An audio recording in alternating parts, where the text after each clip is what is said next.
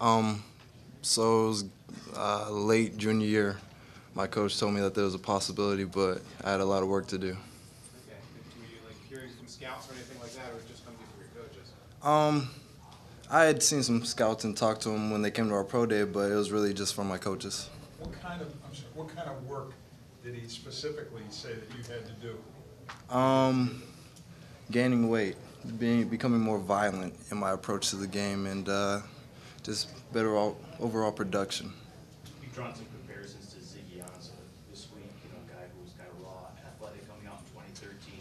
Just your curiosity, what you think of those comparisons? They're cool comparisons, but I can't necessarily compare myself to anybody else. I only pick things from certain people and try to improve it into my own game. So UTSA is a fairly new football program. David Morgan's the first guy ever drafted from the program. Do you ever stay in contact with him? Yeah, we just actually texted the other day. He gave me congrats on coming to the Senior Bowl, and I congratulate him on their big win. What was your growth spurt like? I think weren't you like 185, 190 coming out of high school, and when did you kind of burst up to where you're at now? I was 198 coming out of high school, and then the highest I've been was 264. So. When did you see that big growth spurt? Was it 1 year of lifting? Was it something else? Was it just? It was moderate over time, but then coming from junior year to the senior year, that's where I experienced my major weight gain. What did you do to precipitate that weight gain? I've seen stories about you having like midnight snacks, brisket, and things like that. What else did you do besides that? So it was more like seafood, eat food. Anytime I had to think about food, I actually went and ate. And so I'd get one meal for now, one meal for later, and end up eating both of them now. So.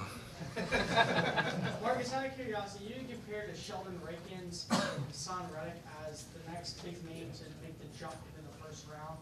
Do you think that you separate yourself from them, or do you appreciate the fact that you've actually been compared to someone who's made that jump into that top 32 ranking? I love the comparison. I have to say I'm blessed to even be here. It wasn't that long ago that this wasn't even a thought or on my radar. But to be able to be compared and to at least be thought of potentially going there, it's a huge honor. Do you think you fit a certain defense better than any other defense? Maybe a 4-3 or a 3-4, a little bit better than the other one? No. My school, we were very multiple in our fronts, so I had to just get accustomed to playing. It's football. Marcus, what is the best attribute you believe you yourself will bring to an NFL team? My work ethic. I feel like I love this game and I love what I can do. So I just want to get better and be able to do it better. Marcus, who are some of your favorite pass rushers at the next level and you model your game after? So there's like a big three. I try to imitate all of them at one point. Calais Campbell's power, J.J. Watt's motor, and Von Miller's speed. Marcus, this week you were ranked as high as number 7 in Daniel Jeremiah's mock drafts at the Tampa Bay Buccaneers. Do you feel that you're a top 10 player in this draft yet, or is that yet to be proven? It's yet to be proven. I can't necessarily, I like the idea of that. It was real cool seeing it, but I haven't done anything yet. I know I'm not there, and I'm only improving, so we'll see what happens. Marcus, you named 3 different players recently as in 3 different positions. Is there one position you look at more importantly than any other one? Defensive end, Von Miller. Yeah. Just to follow up on that before, what is the one thing you need to work on at the next level to take your game to the next level? Big thing I've seen, especially after watching so much film on myself, disengaging, getting off blocks, keeping a lower pad level. Marcus, what do you say to some scouts that you're too tall? Ain't no such thing. You were recruited by New Mexico. I think you had a verbal there. What ultimately led you to choose UTSA? UTSA wasn't necessarily my first choice. I don't think I was their first choice either, but I went there and met my teammates and fell in love like that. I wanted to be a part of that family. Okay. Do you hold a chip on your shoulder at all that you weren't maybe UTSA's first choice about that? I had a chip on my shoulder. I feel like I always have something to prove. but I know I can do it, so I went in there.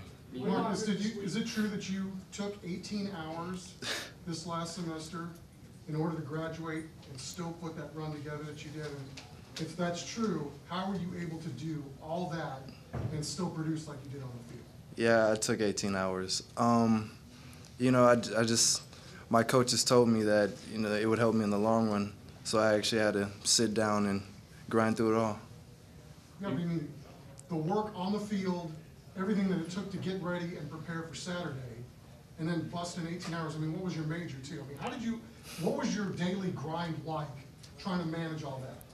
It was wake up, football, and then right after that I would get on some homework and watch film, and then go through classes, and then go back through more homework, and then watch film late at night. Marcus, you said that you had to prove yourself all throughout college. Did you get to prove yourself this week? And if so, what do you have to prove yourself about? Yes, I have to prove myself, but I also have to prove a lot more that, you know, I didn't necessarily come from a small school and that my competition was legit. You know, it's football, you know, any given Sunday. You know, If you're a small school, do you think that maybe that might hold you back to where you can get drafted at a spot you think you do deserve to be drafted? I find that question funny. You know, there was a point where I didn't even think I deserved to be drafted, and honestly, I don't care where they draft me. I just want to play.